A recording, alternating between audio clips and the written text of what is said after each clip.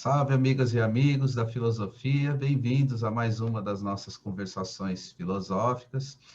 E hoje eu vou conversar com duas autoras de um livro chamado Heroínas dessa História, Mulheres em Busca de Justiça por Familiares Mortos, que foi publicado recentemente, em 2020, e é um livro extremamente atual, né, sobretudo nesse momento, nesse dia, né, que é o dia que a gente está fazendo a gravação aqui, o dia 1 de abril, né, de 2021.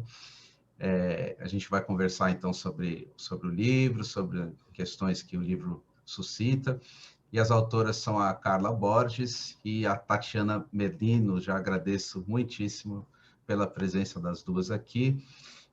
E vou começar com uma pergunta para cada, iniciando pela Carla, sobre um pouco contando da sua trajetória, brevemente, para o pessoal que ainda não conhece, né? Para vocês se apresentarem também, e depois a gente vai conversando mais sobre o livro. Bom dia, Carla, bom dia, Tatiana.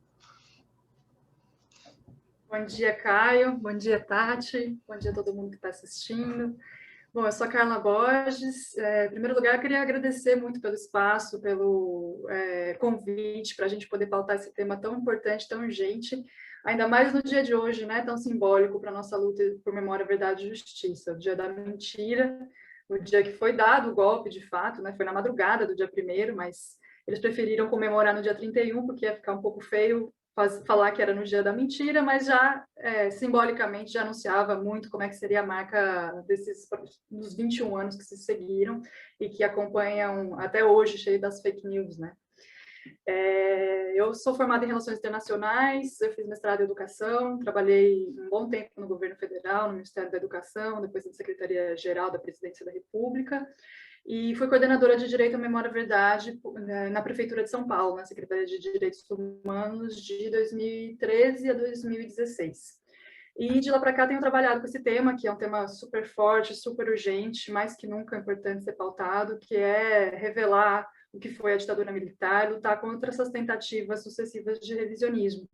E nós fomos convidadas pelo Instituto Herzog para coordenar esse projeto, que é o livro Heroínas dessa História, né, que é uma honra para a gente poder ter ajudado a organizar o livro, também escrever 2 desses perfis, e colaborado para esse projeto tão importante do Instituto, assim como outros que eles têm desenvolvido. Então, rapidinho, um apanhado geral aí. Obrigado, muito obrigado, Carla. Tatiana, então vou passar também para você se apresentar aí. Bom dia. Bom dia, Caio. Bom dia, Carla. Bom dia a todas e todos que nos assistem hoje. Queria agradecer também, Caio, o espaço para a gente falar sobre o Heroínas dessa História e falar sobre direitos humanos e falar sobre a luta por memória, verdade e justiça nesse dia tão simbólico, né? Muito importante a gente falar, agradecer esse espaço para a gente poder falar sobre esse tema nesse momento histórico em que a gente vive uma tentativa de reescrever o período da ditadura militar. Bom, eu sou Tatiana Merlino, sou jornalista, eu trabalho com direitos humanos, com a cobertura do jornalismo de direitos humanos há muitos anos. Eu vou destacar rapidamente aqui uns trabalhos que eu acho relevantes.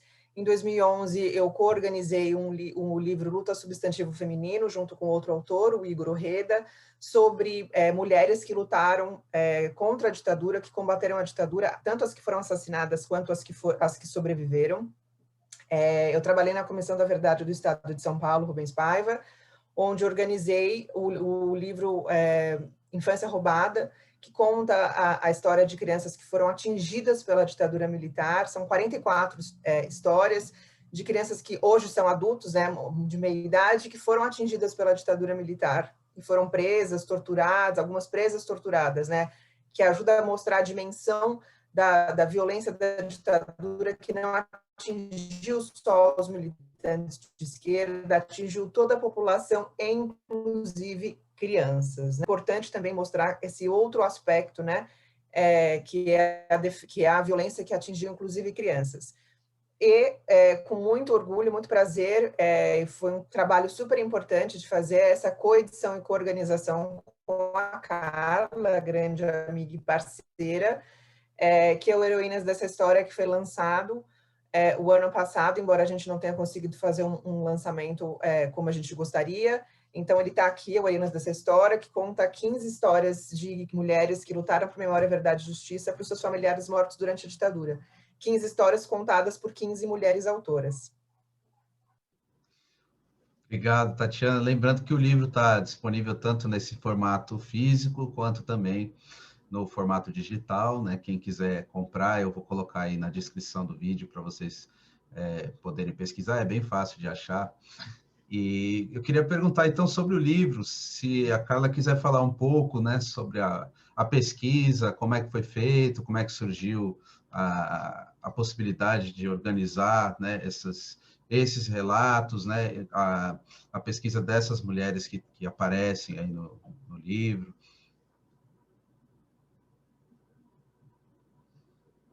Legal. Bom, esse projeto é um sonho antigo do Instituto Vladimir Herzog. Tinha nascido já, acho que desde 2014, na feira, numa conversa do Ivo Herzog, que é o filho da Clarice e do Vladimir Herzog, e do Marcelo Rubens Paiva, que é filho do Rubens Paiva, o deputado que continua até hoje desaparecido e foi morto durante a ditadura militar. Os dois foram assassinados. E nesse debate na Flip, na Festa Literária de Paraty, eles chegam a essa conclusão, essa constatação. Bom, a gente fala muito sobre os nossos pais, né, que foram mortos pela ditadura militar, foram assassinados, mas pouco se fala sobre as nossas mães. E se não fosse pela luta delas, pouco se saberia o que aconteceu com eles, né? E pouco teria se avançado nos poucos passos que foram dados em direção à justiça e à verdade para saber o que aconteceu com os dois. Então, elas são as verdadeiras heroínas dessa história. A gente deveria prestar homenagem a elas também.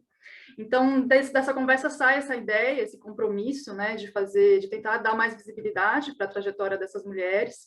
São todas mulheres que perderam familiares durante a ditadura militar e que, desde então, têm feito da sua vida uma luta constante por memória, verdade e justiça. Esse é um livro bem inédito, porque foi uma das primeiras tentativas, na verdade, de lançar luz para as histórias delas, né? Muito se fala sobre as vítimas, sobre as pessoas que foram diretamente impactadas, que, né, foram mortas e que desapareceram, mas pouco se fala que a luta por memória, verdade e justiça no Brasil é uma luta muito feminina, né? Em grande parte feminina, feita por mães, irmãs, companheiras, esposas, né, dessas pessoas que foram assassinadas. Então, e desde então elas têm lutado por justiça. Então é importante falar também dessas histórias. São histórias que são silenciadas, a gente conhece muito pouco, mesmo aquelas que já são um pouco mais conhecidas, como até o caso da Clarice Herzog e da Eusita Santa Cruz, da Eunice Paiva, enfim, algumas mulheres que já tiveram um pouco mais de espaço, mas mesmo delas, existiam muitos aspectos da vida delas que a gente não conhecia, e da vida delas para além de ser esposa de fulano, filha, viúva. Então, a gente tentou buscar justamente recuperar essas trajetórias e entender o que as fez continuar lutando, né? A não desistir depois de tantas portas fechadas aí, tanto durante o próprio período militar, como também nos anos de democracia, em que essas respostas custam a ser dadas pelo Estado brasileiro.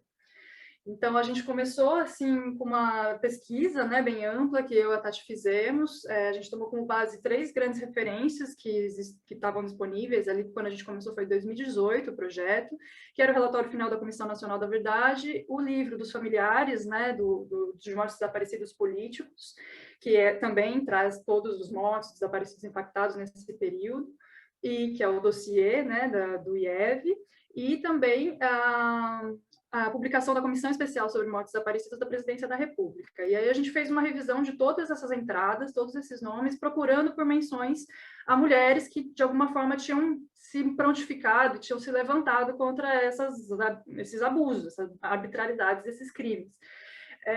Então, só que a maioria das menções justamente era assim, bem pontuais, bem, quando muito, né?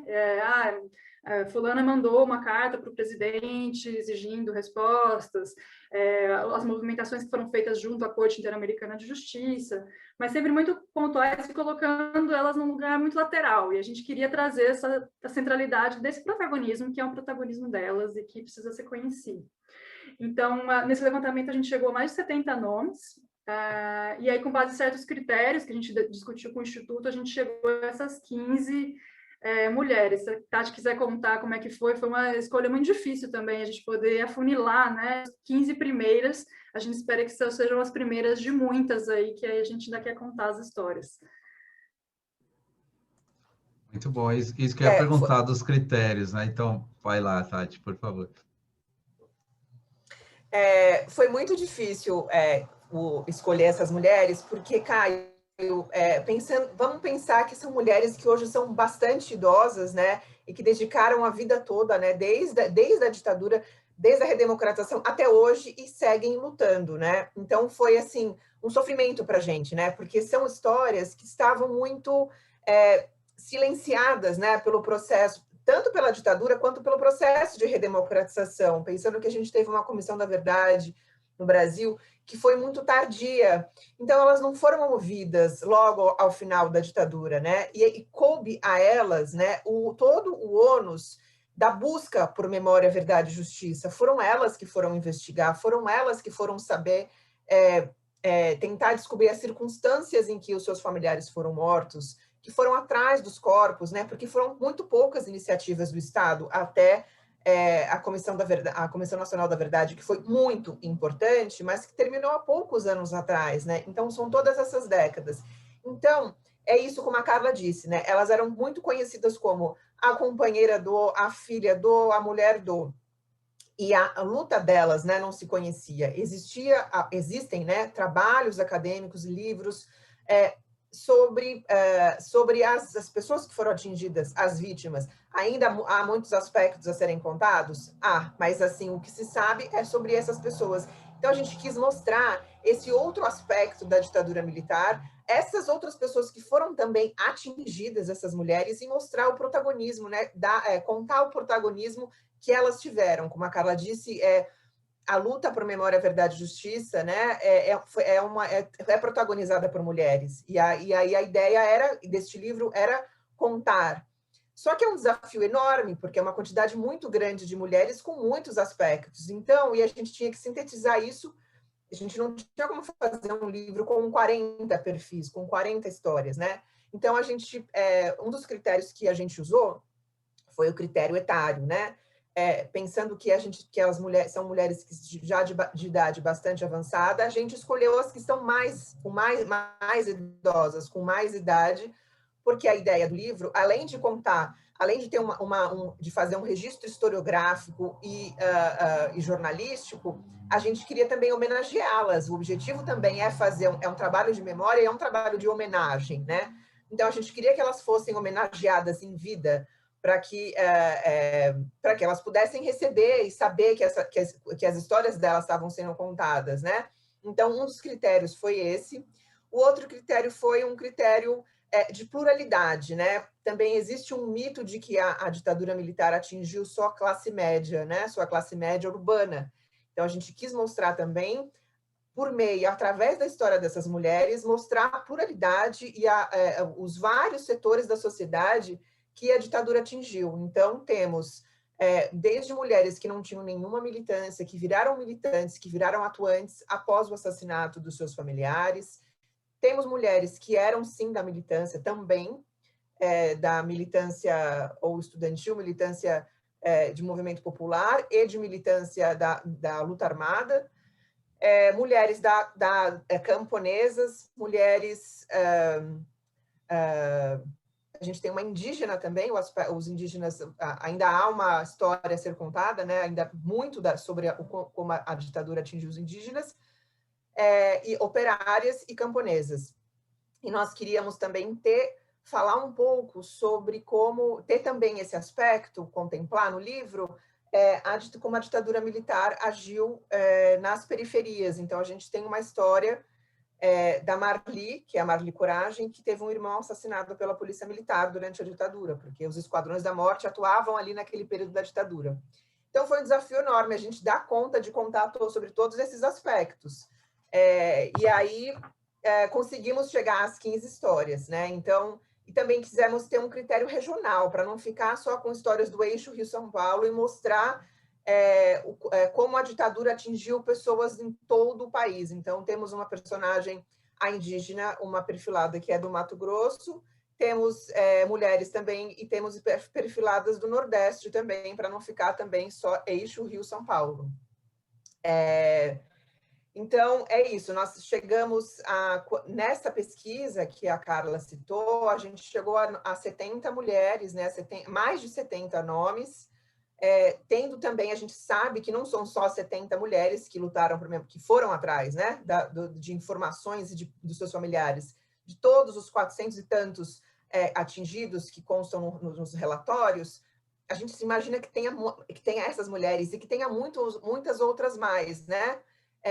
Mas a gente não conseguia, a pesquisa que a gente fez naquele momento não dava conta de ir atrás desses outros. Então, a gente fez a pesquisa em cima desses grandes documentos e chegamos a 70.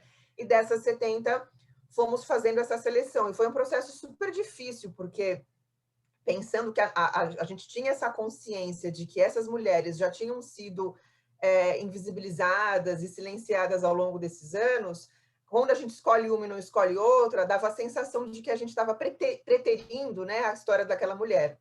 Então, por isso que a intenção, a gente vai falar um pouco mais, é que esse projeto seja contínuo e que a gente fale de outras mulheres, assim. Então, conseguimos chegar a essas 15 usando esses critérios. Muito legal, Tatiana. Eu queria perguntar agora, pode ser para a Carla, sobre uma questão que eu gosto de perguntar sobre esse tipo de trabalho que é feito com testemunhos, né, com memórias. Como que vocês fizeram para trabalhar essa relação entre as memórias pessoais, individuais dessas mulheres e a questão dos fatos, dos dados, a relação entre os testemunhos que são narrados subjetivamente com o fluxo dos acontecimentos de uma forma mais objetiva? Como é que foi pensar essa relação? Legal essa pergunta, Caio, porque justamente falando de ditadura militar, né, quando a gente fala que é um período, né, ditadura civil, militar, é um período todo cheio de lacunas, né, a gente custa tanto ainda saber a verdade do que aconteceu nesse período, muitos crimes encobertos, nunca se fez justiça, de fato, para eles, então, principalmente nesse contexto, os relatos, os testemunhos são história viva, né? São livros ambulantes, são pessoas que urge muito ouvi-las e registrar o que elas têm a dizer, porque elas nos ajudam a montar essas peças que faltam e que talvez nunca sejam oficialmente preenchidas, visto, por exemplo, a dificuldade que a própria Comissão Nacional da Verdade teve de acessar os arquivos, por exemplo, que estão ainda sob as Forças Armadas, né, que certamente ajudariam a esclarecer várias partes que ainda estão faltando para fechar. Então, para a gente, os testemunhos, eles são fundamentais, essa cultura da história oral, eles são fonte primária, né, de informação sobre esse período.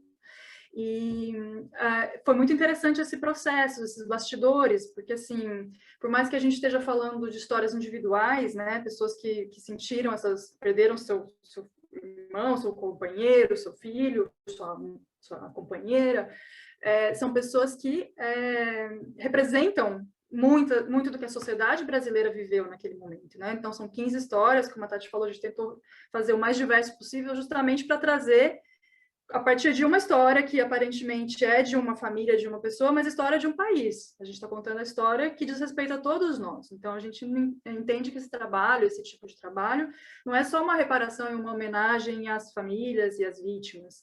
A gente quer, na verdade, de todos nós, o direito à memória, à verdade e à justiça, né? Enquanto a gente não souber o que aconteceu, a gente não vai estar devidamente preparado para conseguir fazer face e identificar quando esses tentáculos do autoritarismo voltam a ter lugar. É a nossa única chance de não deixar repetir, como a gente tem visto, e agora a história está comprovando a verdade disso, da gente conseguir realmente fazer face ao autoritarismo, ao fascismo, a esses levantes que de tempos em tempos insistem em se reinstalar. Então, foi muito, assim, essa visão ela estava desde o princípio na concepção do livro, e foi um processo muito difícil, muito interessante também, porque, primeiro, essas pessoas já tiveram que contar essas histórias inúmeras vezes, né? Seja para as comissões, mas seja para entrevistas jornalísticas. Então, a gente tinha um cuidado muito grande de não reviolentá-las outra vez, ao fazê-las terem que voltar para essas memórias que estão em lugares muito doloridos, né? São memórias muito sensíveis de um horror humano, né? Um crime contra a humanidade que foi cometido no nosso país sistematicamente pelo Estado, né? Que deveria nos proteger. Então, assim, é uma história nitidamente mal fechada e muito dolorosa, muito pouco cicatrizada nessas famílias. Então, acho que isso também determinou muito nosso cuidado em encontrar jornalistas e as pessoas que, não só jornalistas, de outros perfis também, mas que escreveram essas histórias, e também as fotógrafas que fizeram a cobertura fotográfica, né? O livro tem fotos e diversos momentos, mas a gente quis ter um perfil atual, tanto quanto possível, dessas mulheres. Aliás, esse trabalho foi todo coordenado pela Carolina Vilaverde, que é do Instituto Vladimir Herzog, foi um trabalho também super delicado e cuidadoso que ela fez, mas de trazer essas outras pessoas que também tivessem sensibilidade para tratar do tema e para se aproximar e fazer essa abordagem às famílias, às mulheres, né, para que uma das coisas que a gente recomendava, e foi o que elas fizeram, é que elas fizessem várias entrevistas, para daí então chegar na perfilada, para evitar ficar pedindo e levantar vários documentos que elas já tinham, né, entrevistas, outros documentos onde elas estavam mencionadas, para evitar que elas tivessem que voltar para certos pontos novamente. Então, as entrevistas foram mais conversas, né, que a gente procurou deixar essas mulheres muito à vontade, e teve todo um processo de construção de confiança, né? A gente teve alguns casos assim em que a jornalista já conhecia a família, então já tinha uma entrada, já tinha confiança, já era alguém que já fazia parte de alguma forma daquele círculo familiar. Mas muitas delas não, tinha muitas pessoas, a própria Marli, a gente não sabia sequer se estava viva ainda. A gente há muito tempo não tinha mais notícia dela, enfim. Então, foi um trabalho também de muita garra de parte dessa equipe aí, de ir atrás e de não desistir, né, também com os desafios que a gente foi encontrando, e de ter essa delicadeza no cuidado e também na hora de retratar, né? Então, se você tem acesso ao livro, vocês podem ver que ele tem um tom mais literário. A gente não quis que fosse aquelas, né, entradas de uma enciclopédia. Não, é para tratar com uma sutileza. É um tema já duro o suficiente, né? Então a gente tem que tratar, não é dourar a pílula, não é mascarar os fatos de jeito nenhum, os fatos estão muito bem contados, mas trazer um pouco dessa linguagem mais artística, literária, para fazer jus até a luta que elas tiveram e toda essa contribuição que elas deram para a história do Brasil, né? Então, não sei se a Tati também quer complementar, acho que a gente fez tudo muito dividido, assim, então a gente acaba uma se complementando a outra aí nas perguntas, viu, Caio? Sim, se a Tati quiser falar um pouco disso. E eu também queria perguntar sobre um termo que vocês colocam no título do livro, as heroínas. Na introdução vocês falam um pouco, se puder comentar para o pessoal que está assistindo aí, por que a opção dessa palavra, né, que é uma palavra forte, as heroínas dessa história. Eu acho que a escolha desse título tem a ver com lá atrás, né, quando a Carla conta a conversa que o Ivo Herzog e o Marcelo Rubens Paiva tiveram, porque as pessoas que deram as suas vidas, né, que tiveram suas vidas tomadas, assassinadas pelo Estado, são considerados, muitos são considerados os heróis, né? As pessoas que deram suas vidas, que foram assassinadas pelo Estado, pela ditadura militar.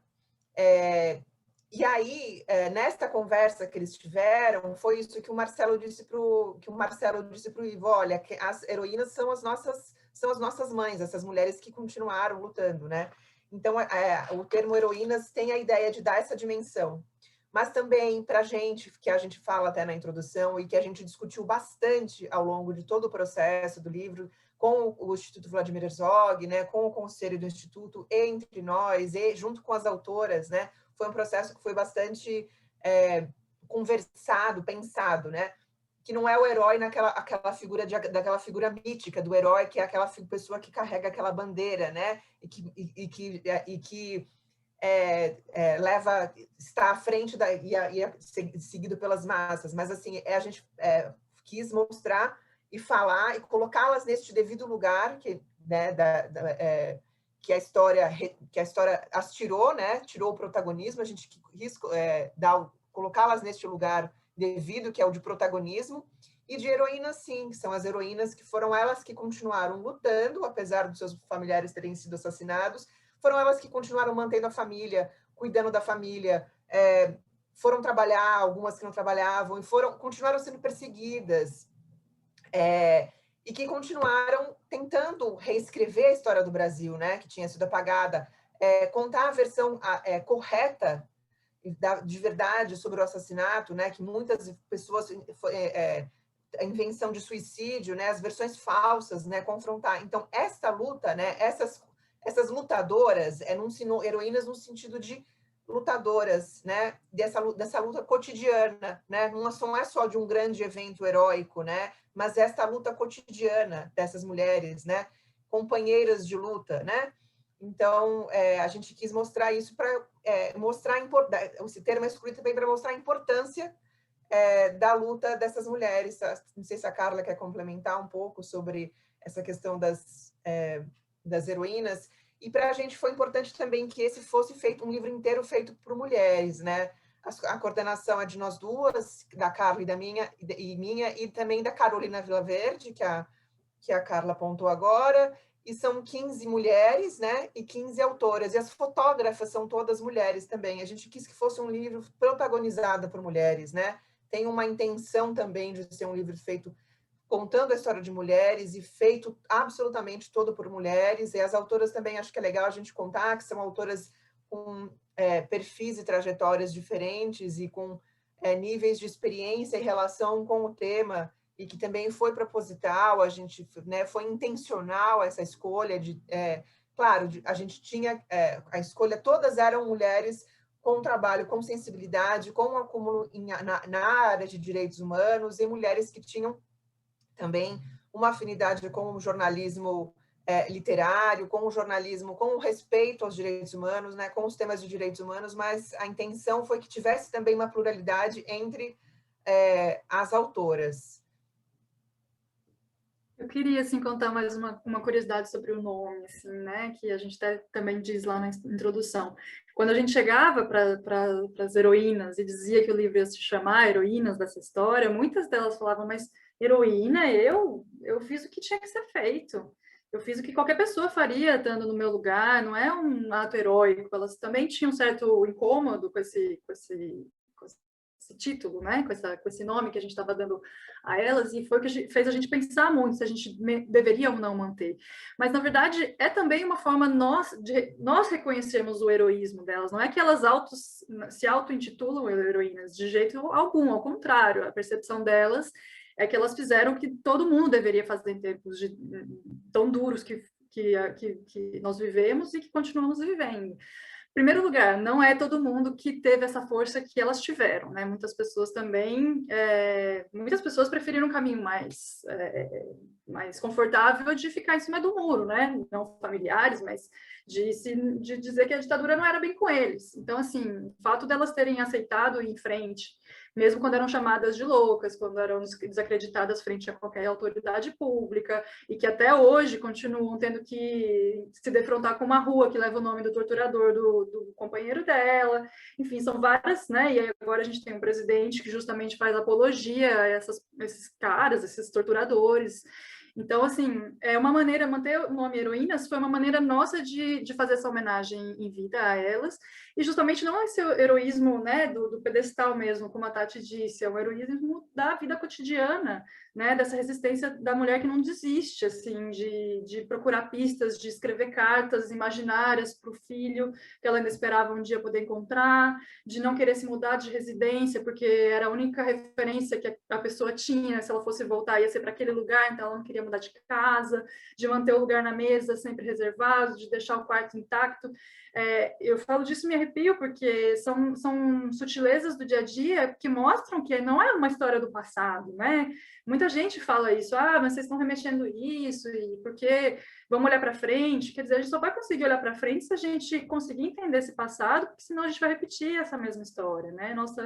Nossa chance justamente de fazer essa volta é entender o que aconteceu e valorizar, e a nossa intenção também era que elas pudessem inspirar as novas gerações, né? Uma coisa que nos impactava muito era assim, que força, né, que elas têm, que tiveram, e estão aí ainda firme e forte. Se elas não desistiram, como que a gente pode desistir?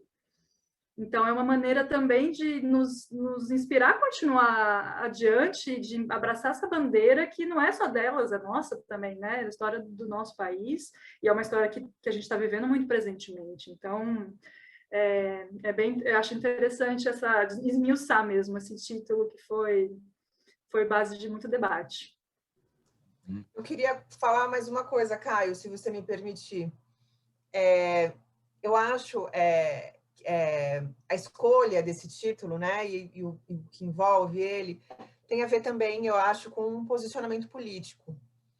Um posicionamento político que nós quisemos e que era importante assumir neste momento, no momento em que o livro estava sendo feito. A gente começou a fazer esse livro em 2018, e teve todo o processo eleitoral durante todo esse período, e o início do governo Bolsonaro.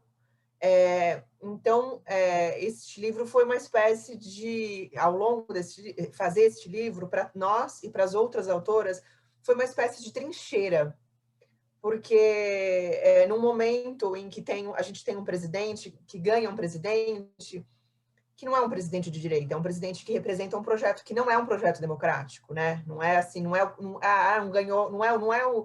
ganhou um presidente que não é o meu candidato, ganhou um presidente que representa a ditadura, que representa a morte, que é a defesa da morte, que representa um projeto não democrático. Então, este livro representa isso também. O título e este livro representa uma tomada de posição em defesa da memória, verdade e justiça e em defesa da democracia, né? O respeito aos direitos humanos, né? Contra a tortura, contra o assassinato, contra o desaparecimento, contra estupros, né? Contando a história dessas mulheres. Então, é um posicionamento político também. Acho que é importante a gente dizer isso. Muito bom. Eu queria trazer isso para uma coisa que me suscitou também. Até a gente começou a conversa sobre a ideia do dia da mentira e da ideia da negação, né? E tem um prefácio também, o livro da Maria Rita Raquel, que eu acho muito interessante, que ela fala justamente sobre a questão do negar e o trauma, né? Negar o trauma enfim, não é simplesmente fingir que não acontece, mas ressignificar as coisas que aconteceram. E me parece que o governo Bolsonaro, ele se tornou possível por conta disso, né? Por conta de uma ressignificação daquilo tudo e uma exaltação, né, de figuras que participaram ativamente, que estiveram em postos políticos, né, cargos políticos, e que de fato foram as que levaram adiante esse projeto da ditadura, que agora retorna, como você disse, né? Mas em cima de uma coisa que é uma história mal contada, né? Então, o que a gente está vivendo hoje é como se fosse a continuidade de um falseamento, né? De uma negação desses fatos, né? Eu queria perguntar sobre o que vocês pensam, né, a respeito da ideia do esclarecimento das coisas que aconteceram, da história, né? Se de fato vocês acham que esclarecendo as coisas que aconteceram para a maior parte da população, a gente teria um outro cenário, ou se não, se de fato vocês pensam que as pessoas que apoiam isso de fato sabem o que acontecia e eu até acho que o presidente tem essa linha, né? Essa linha de achar que teria de ser daquele jeito mesmo. Mas e quanto à maioria da população que o elegeu, né? Como é que vocês veem isso? Se vocês acham que o principal problema é que a Comissão da Verdade não tenha tido todos os seus frutos, né? Que não tenha sido disseminado para a maior parte da população. Eu estou perguntando isso porque é uma coisa que, para mim, fica também... Eu não sei me posicionar exatamente, né? Eu não sei se eu acredito, de fato, que o esclarecimento de tudo o que aconteceu poderia, só por si, já fazer todo mundo acordar para as coisas. E eu não sei exatamente como que os analistas políticos, o pessoal que trabalha com psicologia social, interpretam esse fato. Eu acho que aí tem um ponto, né, de disputa sobre essa questão. Eu queria ouvir vocês sobre isso também. Quem fala primeiro? Pode começar. Tá. Bom, eu acho que tem algumas questões. Eu acho que tem... bom, primeiro a gente tem uma conjuntura mundial de aumento, né, de fortalecimento aí do fascismo, né, um crescimento, né, da extrema-direita mundial, e não dá para a gente deixar de levar isso em conta quando a gente olha para a conjuntura brasileira e com as eleições do Bolsonaro, né? Não é absolutamente isolado no mundo isso, né? Tem a ver com um momento histórico e que isso estava acontecendo mundialmente. Mas quando a gente olha para a história do Brasil, é impossível não relacionar. Então, eu acho que existe sim uma relação. Eu acho que faltou a gente fazer o Educação Pós-Auschwitz, que foi feito na Alemanha, e que a nossa, olhando para os outros países, quando a gente olha para os outros países, que é o entendimento de, enfim, de vários analistas, de que os outros países conseguiram fazer os pilares da justiça de transição, né, memória, verdade e justiça, logo após o final da ditadura militar. A gente demorou muito para fazer isso. Acho que a Comissão Nacional da Verdade foi muito importante o que ela revelou, né? Muito importante o que ela fez, o que ela revelou, mas a gente não conseguiu fazer. Bom, primeiro que a lei de anistia já ficou com o entendimento de que ela anistiava os torturadores também. E aí a gente não conseguiu trazer a verdade sobre a ditadura logo após, olhar para esses crimes logo após, porque é isso que a gente falou, essas mulheres ficaram décadas, 2, 3, 4 décadas lutando por memória e verdade. Então, eu acho que tem a questão da educação, né, que é de memória, verdade e justiça, e aí ficou faltando o pilar da justiça, né? A gente tem um país que tem um entendimento de que a lei de anistia, que está aí corroborado pelo STF, de que a lei de anistia anistia os torturadores também, e por isso a gente não conseguiu responsabilizar, né, os torturadores. Eu acho que é importante, porque assim, quando a gente fala aqui, a gente não saiu da ditadura, todo o trabalho, toda uma luta também pela redemocratização, que essa luta tem conquistas, a Constituição de 1988, enfim, tem um trabalho muito importante e conquistas muito importantes. Mas sobraram muitos entulhos, né? O que resta da ditadura, existe até um livro com esse título. E tem muitas coisas que restaram da ditadura. E entre elas não termos feito uma educação adequada, né? Não teremos feito uma comissão da verdade logo após o final da ditadura, e tem a questão da responsabilização penal.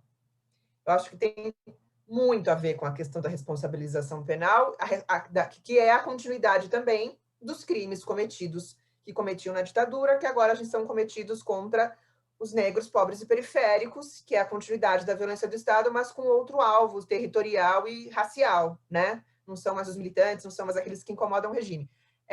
Então, as polícias militares estão aí para dizer isso, que é um dos entulhos aí da ditadura.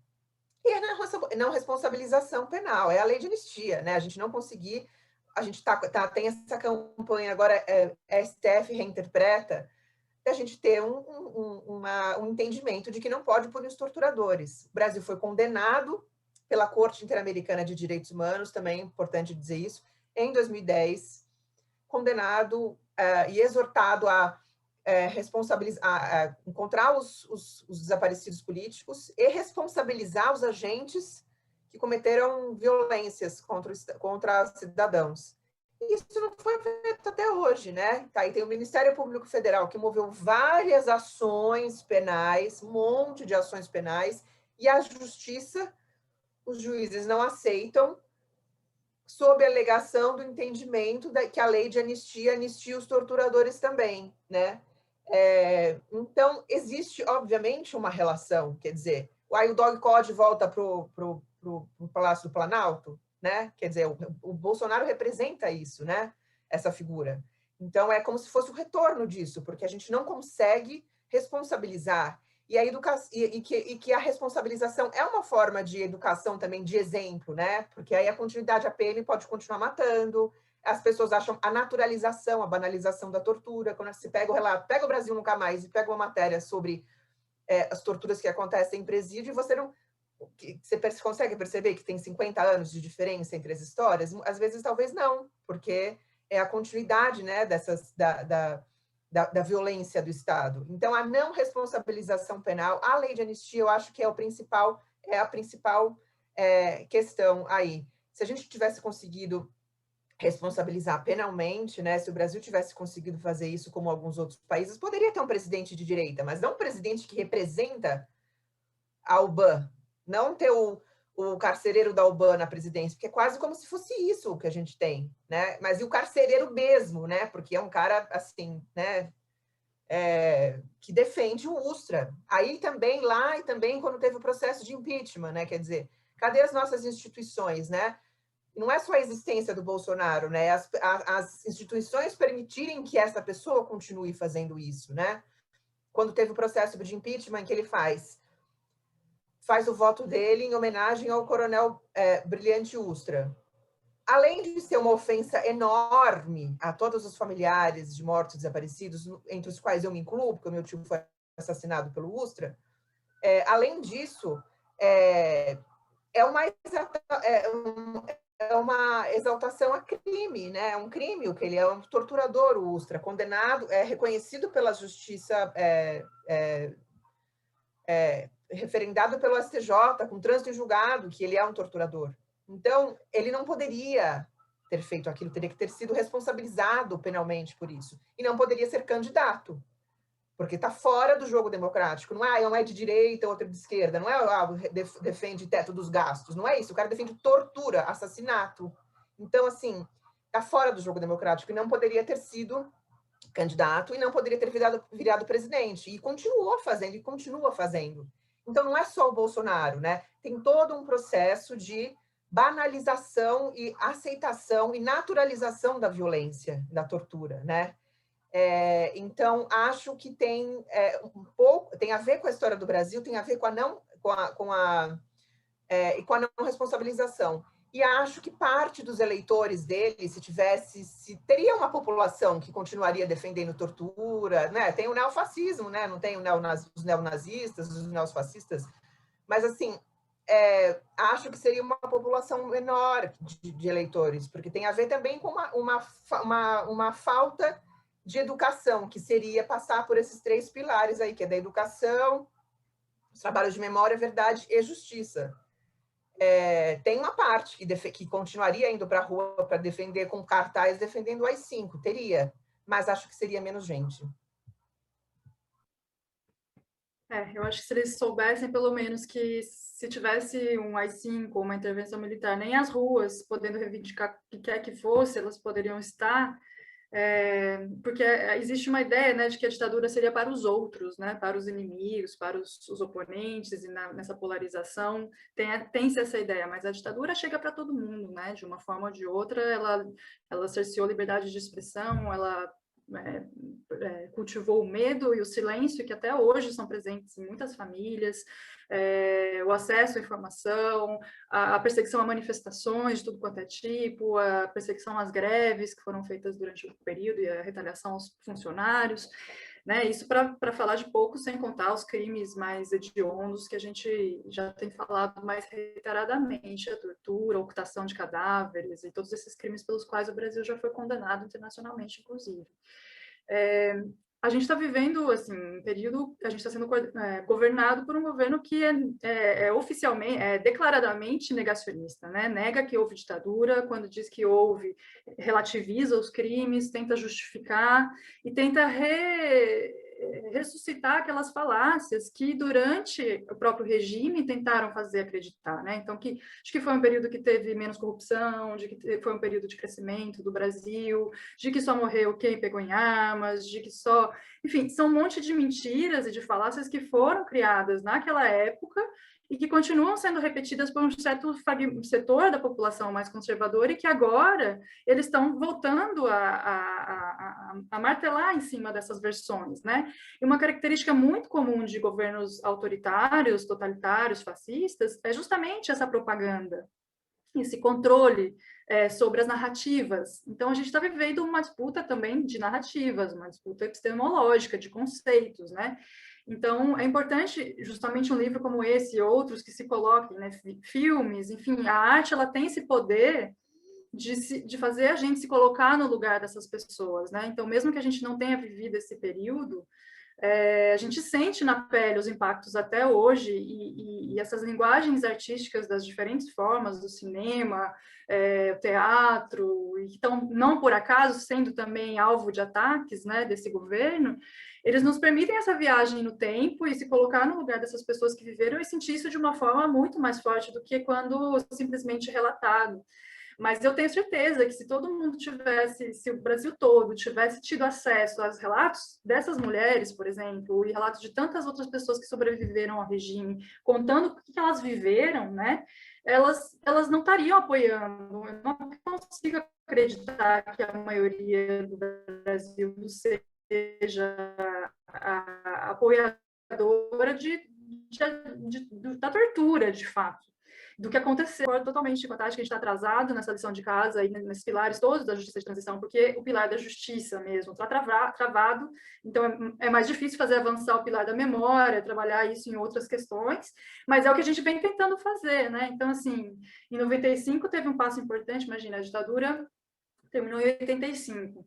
É uma questão também que até a Dani Toga trouxe, né, Tega, trouxe na última conversa com você, que fala sobre essa transição negociada também, lenta e gradual, que foi feita pelo próprio aparato repressivo, que permitiu que eles conseguissem esconder muitas coisas, acabar com muitos registros e retardar o máximo possível a existência de uma comissão da verdade, por exemplo, que foi acontecer só em 2011. Imagina quantos anos depois, e que até hoje é motivo de disputa, e que dizem muitos especialistas que foi um dos motivos que fizeram justamente vir à tona de volta esses defensores das versões mentirosas, falaciosas daquele período. Então, se a gente não falar sobre isso, sobre essas diferentes versões, essas disputas de valores que está colocada, a gente não consegue desmascarar, desmontar esse arsenal que tenta de novo justificar a tortura, justificar esse tipo de ação, porque não é que eles só querem reescrever o passado, eles querem lançar as bases de um futuro onde seja novamente aceitável. E isso é o mais grave, porque a gente não está falando só de passado, a gente está falando de continuidade de uma mesma estrutura, que nunca foi, de fato, totalmente interrompida nas periferias.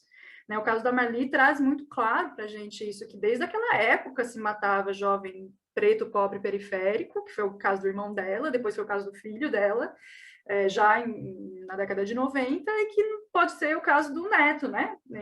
Assim, esperamos, claro que não, mas assim, é o que a gente está vendo nas periferias dos grandes centros urbanos do país inteiro. Então, são fragmentos do mesmo modus operandi, do mesmo braço armado do Estado, que assume várias facetas e que continua vigente, e que a gente não conseguiu superar porque não foi feita a reforma das instituições, a gente não conseguiu apurar os crimes, a gente não conseguiu disseminar a verdade, a gente tem até hoje um único espaço de memória mais forte, que é o Memorial da Resistência, né, organizado para contar essa história, e quando a gente entra lá, dá calafrios. Por que o DOI-CODE também não é transformado num espaço como esse, né? Para que as pessoas possam ir lá e ver com seus próprios olhos o que aconteceu, ouvir da boca de quem passou por lá o que foi que aconteceu. Não precisa acreditar em mim, não precisa, né? Então, poder dar acesso à população, a essas histórias, essas pessoas que são testemunhas vivas do que aconteceu é fundamental. E eu acredito muito na memória como uma ferramenta de mudança, como uma maneira de se posicionar contra essa tentativa de revisionismo histórico que a gente está vendo. É exatamente isso que eles estão tentando fazer. Muito bom, adorei a conversa, adorei ouvi-las aqui. Eu queria perguntar uma última coisa sobre... vocês dizem que o livro é uma trincheira, uma forma de resistir. Como vocês pensam outras lutas possíveis nesse contexto que a gente está vivendo, e como que o livro pode ajudar nessas outras lutas concretas, né? É claro que ele já faz muito trazendo essas memórias e as narrativas, os testemunhos, e também a arte, né? Vocês falam muito disso, inclusive uma das personagens do livro, a Elizabeth Teixeira, né? Foi também filmada, né, pelo Coutinho e tal. Eu acho muito interessante esse trânsito também entre cinema literatura, tem também a literatura de testemunho, as narrativas, a história oral, né? São formas de fazerem essa reescrita, ou essa escrita, né, da história aparecer, né? E cada uma dessas coisas pode ter o seu público diverso, e quanto mais as pessoas tiverem contato com isso, melhor, né? Mas aí eu queria perguntar como vocês pensam as possibilidades táticas, né, nesse momento que a gente vive hoje, e se vocês têm projetos além desse, né, vocês estão falando em continuar com aquela pesquisa que resultou nessas 15, para estender para outras, né, outras coisas que vocês também estão fazendo, grupos que participam, né, de não só da questão relacionada especificamente ao livro, mas para além do livro, outras coisas que vocês estejam fazendo. Aí, não sei, pode ser a Tatiana para inverter a ordem agora e depois a Carla. Bom,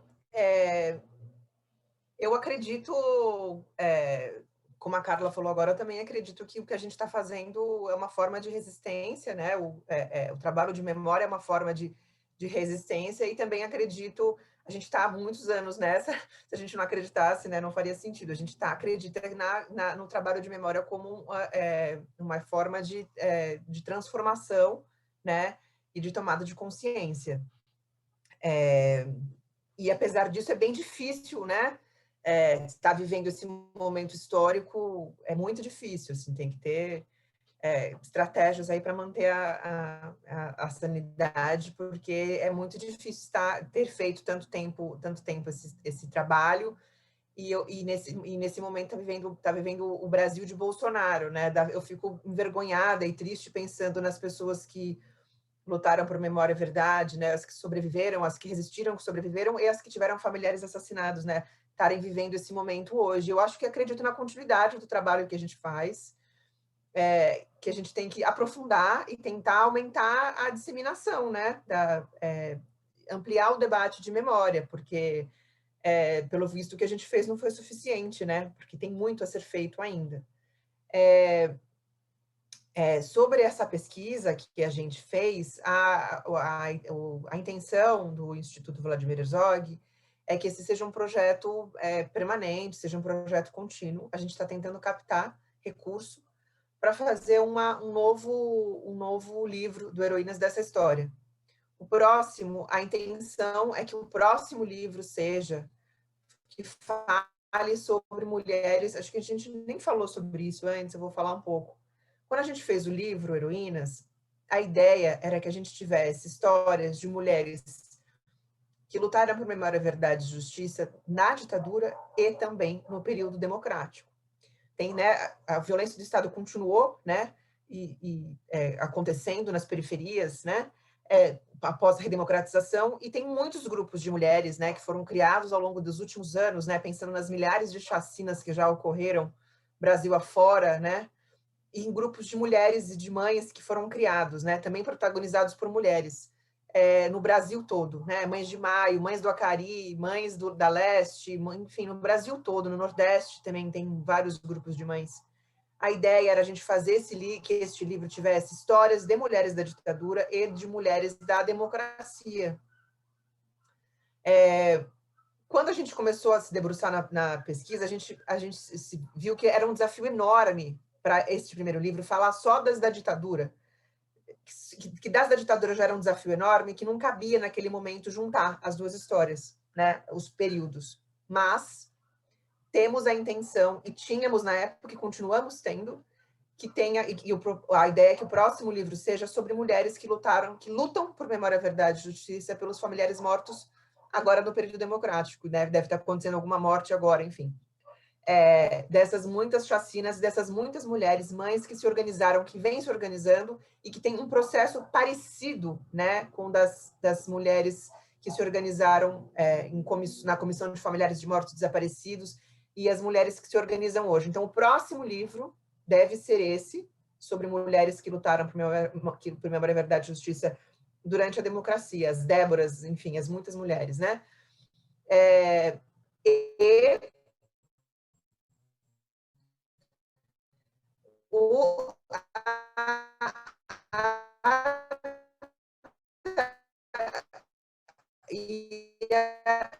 a ideia é que o outro, o seguinte, o terceiro, a ideia é que seja um projeto permanente, o que a gente não conseguiu validar, a gente queria já estar fazendo, né, que já estivesse quase para ser concluído, seria a nossa intenção, né, Carla? Ele já estivesse sendo feito prestes a ser lançado, né, o outro, mas a gente não conseguiu recurso para isso. Mas a intenção é que este projeto continue contando histórias, né, das mulheres que lutam, que lutaram, que lutam ontem e hoje, por esse entendimento da continuidade da violência, da permanência do aparato repressor, do modus operandi, né, da violência do Estado, a continuidade, e que continua fazendo, infelizmente, vai matando e vai criando, né, e vai forjando aí mulheres na luta, né? Elas estão sendo forjadas na luta aí, né? Nessa luta terrível por memória, verdade, são mulheres, sobretudo periféricas, e a ideia é contar a história delas, dessas outras mulheres, e que essas outras heroínas da ditadura estejam presentes nos próximos livros. Acho que esse é um grande projeto que a gente tem juntas e com o Instituto Vladimir Herzog. Muito bom, Tatiana. Se a Carla quiser também falar. Eu queria contar um pouco sobre, assim, a intenção, justamente o próximo passo é tentar recursos para esses novos livros, né? Na verdade, a gente já está tentando, mas enquanto isso, a gente tem tentado fazer circular o máximo possível o Heroínas que a gente já tem, né? O Heroínas dessa história 1, digamos. E uma ação muito recente que foi feita agora no dia 8 de março, foi uma ação que o Instituto Vladimir Herzog fez, que foi super simbólica, de projetar nas empenas de prédios de diversos lugares, mas um dos principais foi da Rua da Consolação, né, em São Paulo, as imagens dessas mulheres e um convite para acessar o livro, para saber quem foram elas, e também uma forma de homenageá-las ali nas ruas da própria cidade, né, um pouco da intenção que a cidade possa também ajudar a contar a sua própria história e fazer jus a essas mulheres todas, muitas delas são de São Paulo. Então, foi uma das ações que o Instituto tentou fazer. A gente tem feito muitos debates como esse aqui agora, que a gente está fazendo com você, que agradeço de novo, mas junto a universidades, tem uma graduação em mestrado em cinema que procurou a gente, são várias ações que a gente tem feito para conseguir impulsionar mais e mais esse livro. E, na verdade, todas as entrevistas que a gente fez com as mulheres ou com seus familiares foram gravadas, né? Pelo menos com uma das pessoas, assim. Então, a gente tem esse material bruto também, que pode dar origem a um documentário, a pílulas na internet. Então, tem muita coisa que ainda é possível fazer sobre esse material que a gente já conseguiu reunir e agora desse que a gente quer reunir para frente, para as próximas edições. Então, são ideias que a gente tem que precisa desse apoio também para conseguir, financeiro, né, para conseguir colocar na rua. Então, mas ideias não nos faltam e vontade também não, porque é urgente, né, mais que nunca a gente está vendo quanto é urgente fazer essas histórias reverberarem, chegar ao maior número de pessoas possível. Obrigado, Carla. Obrigado, Tatiana. Lembrando a todas e todos que estão nos assistindo aqui, que o livro está disponível em formato físico e digital também. Eu vou disponibilizar aí o link para vocês. Eu queria passar para vocês fazerem, uma última fala de encerramento, agradecendo imensamente a presença de vocês aqui mais uma vez. Acho que a Tati pode começar. Bom, queria agradecer mais uma vez, Caio, pela entrevista, pelo espaço, para a gente falar sobre o Heroínas dessa história, e não só para falar sobre memória, verdade e justiça, nesse período que a gente está vivendo. Ontem a gente viu a comemoração do golpe, né? E a gente vai continuar gritando e se posicionando e lutando contra a ditadura, porque ditadura se repudia, não se comemora, ditadura nunca mais. Obrigado, Tatiana. Carla, por favor, aí suas últimas palavras. Te agradeço também de novo pelo espaço, todo mundo que acompanhou a gente até aqui. uma das intenções do livro foi justamente dessilenciar, né? Então, que ele sirva mesmo como um convite para que a gente não silencie, que a gente não tenha medo, que a gente não se cale diante de tantos desmandos, tantas arbitrariedades, e que a gente reconheça a força que tem a verdade, né? No momento de fake news, onde a palavra oficial é vista e revista e desdita, e como se nada, como sem nenhuma consequência mais grave, mas que nunca é importante que a gente dê espaço para essas diversas vozes, que a gente consiga conhecer as histórias das pessoas que foram impactadas por esse regime tão voraz, tão arbitrário, que até hoje traz consequências principalmente para as comunidades mais pobres e periféricas. Então, falar de ditadura não é falar do passado esquecido lá atrás, falar de genocídio da juventude negra não é só falar de hoje, são engrenagens da mesma máquina que continua operando e que vai continuar operando enquanto a gente não se organizar. Então, que o livro seja também esse protesto, esse convite para a gente se unir e das maneiras que tiverem ao nosso alcance, não nos calarmos. Maravilha, obrigado, Carla, obrigado, Tatiana. É um trabalho fundamental esse de vocês, riquíssimo, e tenho certeza que terá continuidades aí. Espero que o pessoal que assistiu aqui tenha gostado também. Podem deixar aí os comentários no vídeo para a gente continuar a conversa em outro momento. E agradeço, então, a todas e todos que assistiram, especialmente a Tatiana Melino, Carla Borges, e fiquem ligados nas próximas conversações filosóficas.